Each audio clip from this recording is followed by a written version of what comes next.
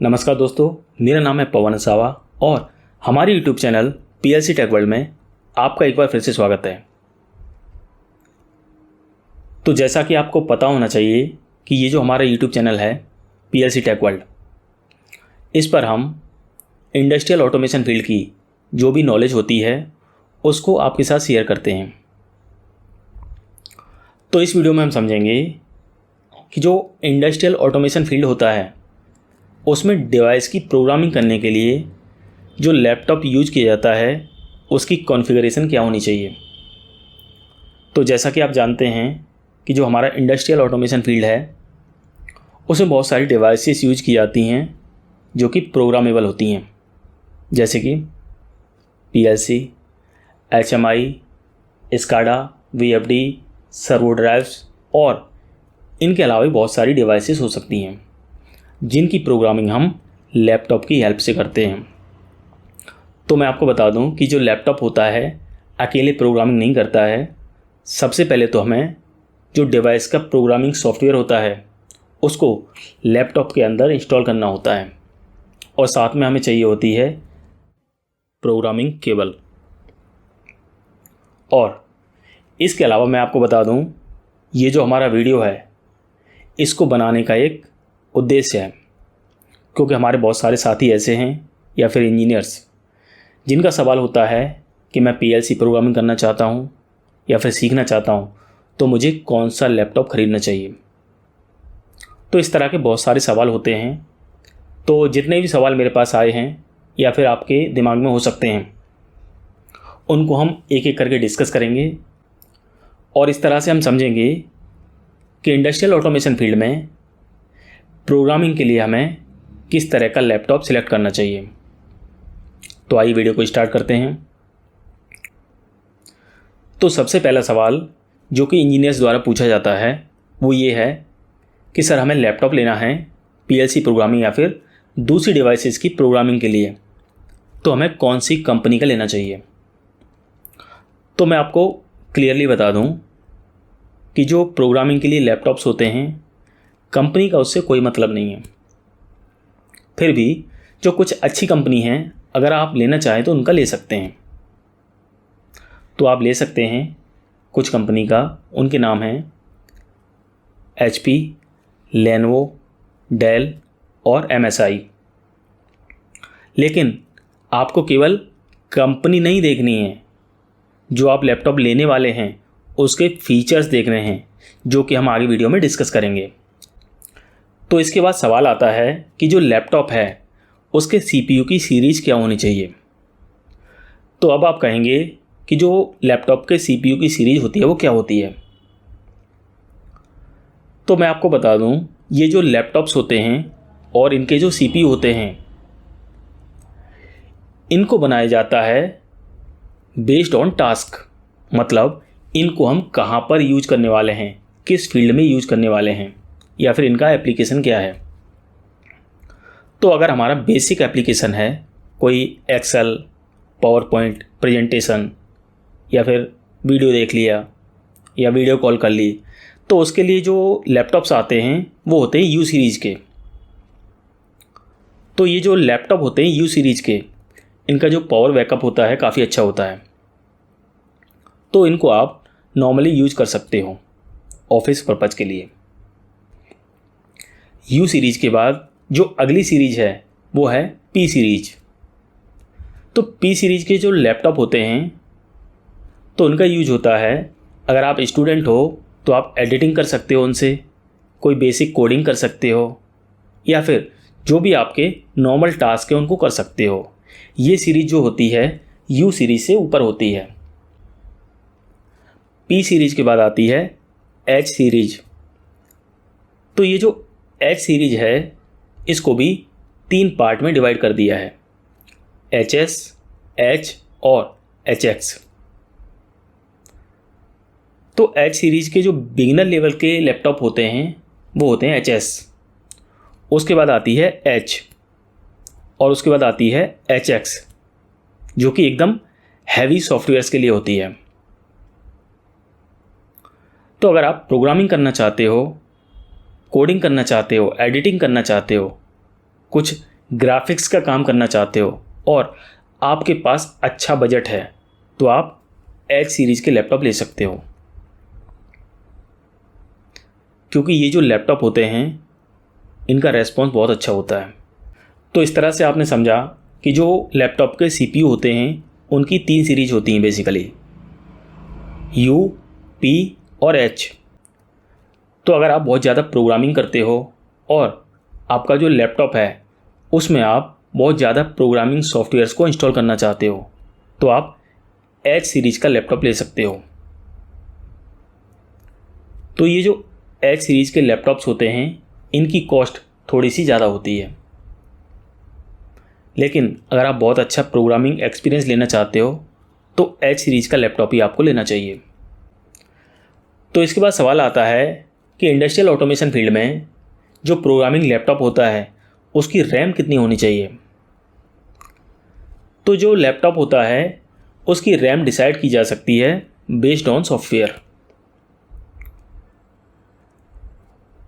तो ये जो सॉफ्टवेयर होते हैं अगर लाइट सॉफ्टवेयर हैं तो आपका जो प्रोग्रामिंग लैपटॉप है उसकी रैम हो सकती है 8 GB, लेकिन आपका जो प्रोग्रामिंग सॉफ्टवेयर है अगर वो हैवी है जैसे कि TIA पोर्टल तो आपका लैपटॉप होना चाहिए 16 GB रैम वाला। लेकिन अगर आप बहुत ज़्यादा प्रोग्रामिंग करते हैं और आपका जो लैपटॉप है उसमें आप बहुत सारे हैवी सॉफ्टवेयर इंस्टॉल करना चाहते हैं, जैसे उसमें कुछ डिजाइनिंग के सॉफ्टवेयर्स भी हैं, तो आपका जो लैपटॉप है उसकी रैम होनी चाहिए 32 GB। तो इस तरह से आप समझ गए होंगे कि जो प्रोग्रामिंग लैपटॉप होता है उसकी रैम को आप किस तरह से डिसाइड कर सकते हैं।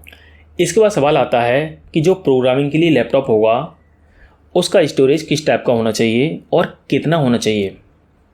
तो मैं आपको बता दूं कि जो स्टोरेज होता है वो 2 तरह का हो सकता है।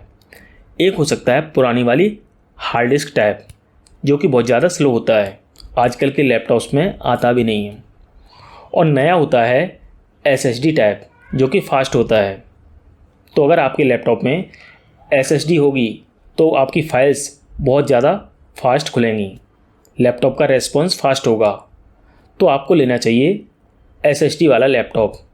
और जो स्टोरेज होना चाहिए वो कम से कम 256 GB तो होना चाहिए। बाकी डिपेंड करता है, आपका बजट अच्छा है तो आप इसके ऊपर भी ले सकते हैं। इसके बाद सवाल आता है कि जो प्रोग्रामिंग के लिए लैपटॉप होगा उसका प्रोसेसर कौन सा होना चाहिए, i3 होना चाहिए, i5 होना चाहिए या फिर i7 होना चाहिए। तो आप कोई सा भी प्रोसेसर ले सकते हैं, लेकिन आपके लैपटॉप की जनरेशन अच्छी होनी चाहिए। ज़्यादा पुरानी जनरेशन का लैपटॉप नहीं होना चाहिए। जैसे कि मैंने देखा है मार्केट में कुछ लैपटॉप्स आते हैं पुरानी जनरेशन के, काफ़ी सस्ते आते हैं, लेकिन अगर हम बात करें जैसे लैपटॉप की जो जनरेशन है 6 जनरेशन, उसमें आप विंडो 11 को इंस्टॉल नहीं कर सकते या फिर अपग्रेड नहीं कर सकते, तो फिर क्या फ़ायदा।